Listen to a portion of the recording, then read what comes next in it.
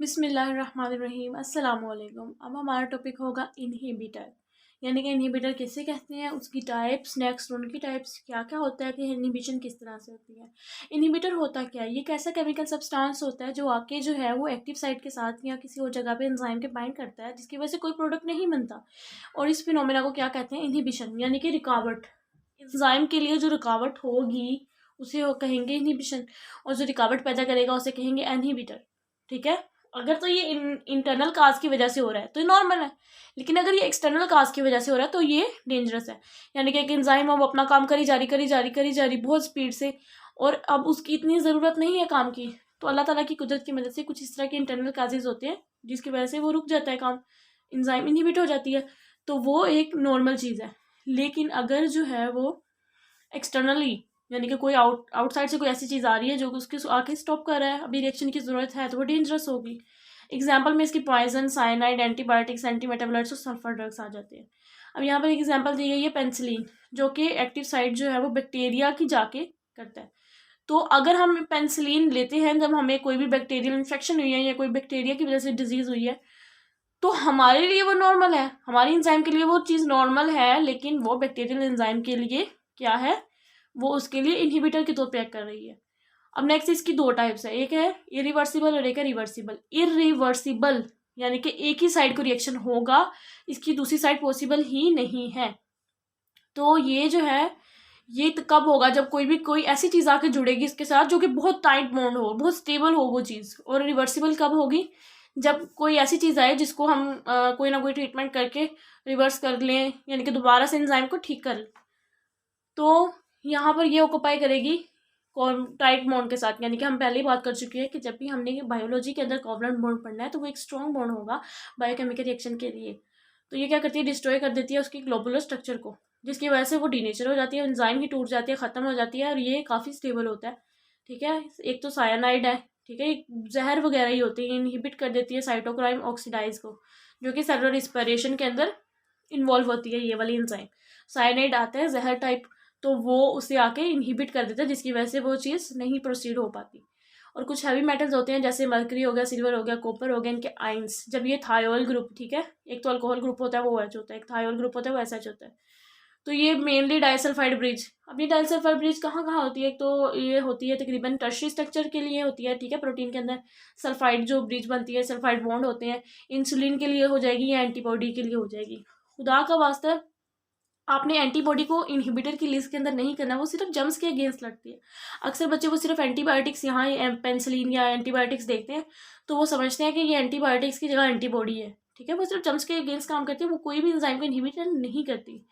ठीक है, बल्कि वो खुद यहाँ पर अगर उसका हो जाएगी, टर्शियरी स्ट्रक्चर ब्रेक हो जाएगा तो वो खुद एक मतलब जो है उसकी डीनेचरेशन हो जाती है उस खुद एंटीबॉडी की।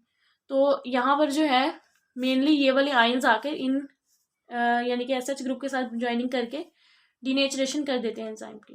रिवर्सिबल के अंदर हम ऑलरेडी बात कर चुके हैं कि जो चेंज होगी उसको रिवर्स किया जा सकेगा। एग्जाम्पल इसकी यहाँ दिखा दी गई है, एंटीबायोटिक्स और एंटी मेटाबोलाइट्स। इसका इफेक्ट यहाँ तो हम कर देंगे सबस्ट्रेट की कंसनट्रेशन को बहुत ज़्यादा इंक्रीज, जिसकी वजह से जो है दोबारा से वो चीज़ इनहिबिटर एक्टिव साइट से हट जाएगा, या जहाँ भी उसकी ज्वाइनिंग होगी एलोस्टेरिक साइट यहाँ एक्टिव साइट, वहाँ से वो हट जाएगा और दोबारा से एंजाइम ठीक हो जाएगी। या तो हम कोई इस तरह का कंट्रोल सब्सटेंस, कोई ऐसी चीज़ लें, कोई ऐसी चीज़ खाएं जैसे यहाँ पेंसिलिन या कोई ऐसी चीज़ लें जिसकी वजह से एंजाइम जो है वो हमारी नॉर्मल फंक्शनिंग करने लग जाए, उसकी एफिनिटी ज़्यादा हो टूवर्ड्स। अब यहाँ पे एक जो है वो ग्राफ से दिखाया गया है, ये है नॉर्मल रिएक्शन। ठीक है, सबस्ट्रेट कंसनट्रेशन के साथ आपको ऑलरेडी पता है किस तरह से बनता है। पहले सबस्ट्रेट बढ़ाते हैं, रेट ऑफ रिएक्शन बढ़ता है, फिर यहाँ पे आके सैचुरेशन हो जाती है, फर्दर कोई इफेक्ट नहीं होता।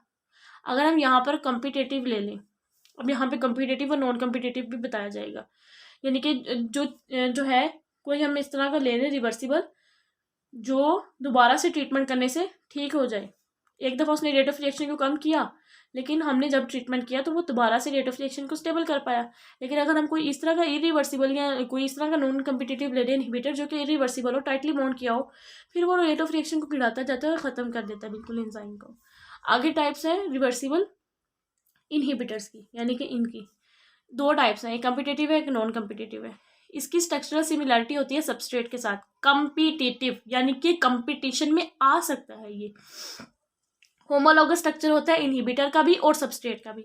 इसकी सिमिलैरिटी किसके साथ होती है? एंजाइम के साथ बच्चे। इसकी सिमिलैरिटी नहीं होती, इसकी सिमिलैरिटी सबस्ट्रेट के साथ होती है। यानी कि ये एक एंजाइम है, इसके ऊपर कोई भी चीज़ आके लगनी है। दो चीज़ें हैं, एक सबस्ट्रेट है, एक जो है वो एक है वो इनहिबिटर। वो दोनों ही कंपटीशन कर रहे हैं कि हाँ मैं लगूंगा या मैं लगूंगा, जो ज़्यादा स्ट्रॉन्ग होगा वो जीत जाएगा। ठीक है, और इसके मुताबिक एक्टिव साइड जो होती है, बाइंडिंग साइड जो होती है वो एक्टिव होती है। ठीक है, यानी कि बाइंडिंग इनहिबिटर भी कर लेता है। ठीक है, बाइंडिंग सबस्ट्रेट भी कर लेता है, इनहिबिटर भी कर लेता है। जब कम्पिटिटिव इनहिबिटर आता है तो एक्टिव साइट जो होती है, एक्टिव की जो फर्स्ट टाइप है बाइंडिंग साइट, वो एक्टिव होती है, यानी कि वो पॉसिबल है। लेकिन कैटालिटिक साइट नहीं, कोई प्रोडक्ट नहीं बनता। दो साइट्स है ना एक्टिव साइट की, एक है बाइंडिंग साइट और एक है कैटालिटिक साइट। एक्टिव जो बाइंडिंग साइट होती है, इसने सिर्फ और सिर्फ रिकॉग्निशन करवानी होती है और इसने जो है प्रोडक्ट देना होता है। तो हमें प्रोडक्ट तो मिलता नहीं है, तो ठीक है। और इसका सोल्यूशन क्या, हम किस तरह से जो इसको ठीक कर सकते हैं? अगर हम यहाँ पे इंक्रीज कर दें सबस्ट्रेट की कंसंट्रेशन, तो वो कंपटीशन में जीत जाएंगी। ठीक है, और ये किस मॉडल को एक्सप्लेन करता है? ये लोकन की मॉडल को एक्सप्लेन करता है। किस तरह से? देखें, अब इसके पास एक मिलता जुलता इनहिबिटर आया है, लेकिन इसने उसको प्रोडक्ट के अंदर चेंज नहीं किया। इसकी एक्टिव साइट रिजिड थी, वो चेंज नहीं हुई कि उसने जो है वो प्रोडक्ट चेंज करके कोई और दे दिया हो, ऐसा नहीं है। तो अब क्वेश्चन पूछ सकते हैं आपसे कि कम्पिटिटिव जो है वो इनहिबिटर कौन से मॉडल को एक्सप्लेन करते हैं? इंड्यूस फिट मॉडल नहीं लगाना, नो डाउट वो मॉडिफाइड मॉडल है, लेकिन यहाँ पर देखें आपके सामने ही है, जब कोई इनहिबिटर आया उसने कोई प्रोडक्ट नहीं दिया है। बाइंडिंग साइट तो एक्टिव हुई, लेकिन कैटालिटिक साइट एक्टिव नहीं हुई। ठीक है, अब यहाँ पे कुछ इसकी एग्जांपल्स हैं। बैक्टीरियल पैथोजन, ठीक है, सल्फोनामाइड एंटीबॉडीज, मेलोनेट एंटीबॉडी, और ये इस तरह पेनिसिलिन कोए। अब यहाँ पर एक एंजाइम यहाँ पर दिखाई गई है, सक्सिनिक डिहाइड्रोजिनेज। सबस्ट्रेट कौन सा है? Succinic acid. और डिहाइड्रोजिनेज क्या करेगी? उसके हाइड्रोजन रिमूव कर देगी। ये उसका स्ट्रक्चर है। 2 हाइड्रोजन रिमूव हो गया, हमारे पास क्या आ गया? फॉर्मेरिक एसिड। यानी कि एस से प्रोडक्ट हमारे पास क्या आ गया? एफ। लेकिन जब एस एफ के अंदर एक मेलोनिक एसिड आया, वो एस के साथ सिमिलैरिटी रखता था। यानी कि सक्सिनिक एसिड और मेलोनिक एसिड की सिमिलैरिटी है। देखें यहाँ पर सिर्फ एक कार्बन और 2 हाइड्रोजन। अब आपको क्वेश्चन ये भी पूछ सकते हैं इसमें और इसमें क्या फ़र्क है, तो आप कहेंगे दोनों के अंदर 2 हाइड्रोजन का फ़र्क है। इसके अंदर 2 हाइड्रोजन ज़्यादा है और इसके अंदर 2 हाइड्रोजन कम है। इसके अंदर सिंगल बॉन्ड है, इसके अंदर डबल बॉन्ड है कार्बन कार्बन के दरमियान। और अगर इसका और इसका पूछ लें तो भी आपको बताना चाहिए इसके अंदर क्या क्या फ़र्क है। इसके अंदर एक कार्बन और 2 हाइड्रोजन कम है, इसके अंदर एक कार्बन और 2 हाइड्रोजन ज़्यादा है। अगर इसका और इसका पूछ लें तो वो भी आपको बताना चाहिए, एक सी और एक एच का जो है वो उसके अंदर एज कम्पेयर टू दिस कमी, और डबल बॉन्ड और सिंगल बॉन्ड उसी तरह से आ जाएंगे। और जब मेलोनिक एसिड आएगा तो कोई रिएक्शन नहीं होगा। एस चेंज हो रहा था एफ में, लेकिन जब एम आ गया तो दोनों के अंदर 6 स्ट्रक्चर सिमिलरिटी आ गई। एस कह रहा था कि उसने एम में जाना है, लेकिन सॉरी एफ में जाना है, यानी कि फुमेरिक एसिड के अंदर। और एंजाइम आपको याद रखनी पड़ेगी, वो सबस्ट्रेट की बेस पर ही इसको नाम दिया गया है। लेकिन अगर हम इसकी दूसरी टाइप की तरफ देखें, non competitive inhibitor allosteric inhibitor होता है। इसके अंदर भी आई कॉम्प्लेक्स बन जाता है, यानी कि एक्टिव साइट जो बाइंडिंग साइट होती है, इसके अंदर भी एक्टिव साइट की जो फर्स्ट टाइप है बाइंडिंग साइट, वो इसके अंदर एक्टिव होती है, लेकिन कैटालिटिक साइट एक्टिव नहीं होती। ठीक है, इसका सोल्यूशन क्या है? हम कोई इस तरह का कंट्रोल सब्सटेंस ले लें हमारी बॉडी के अंदर से या आउटसाइड, जिसकी एफिनिटी ज़्यादा हो इनहिबिटर से, ताकि वो आके इसके इफेक्ट को ख़त्म कर दे।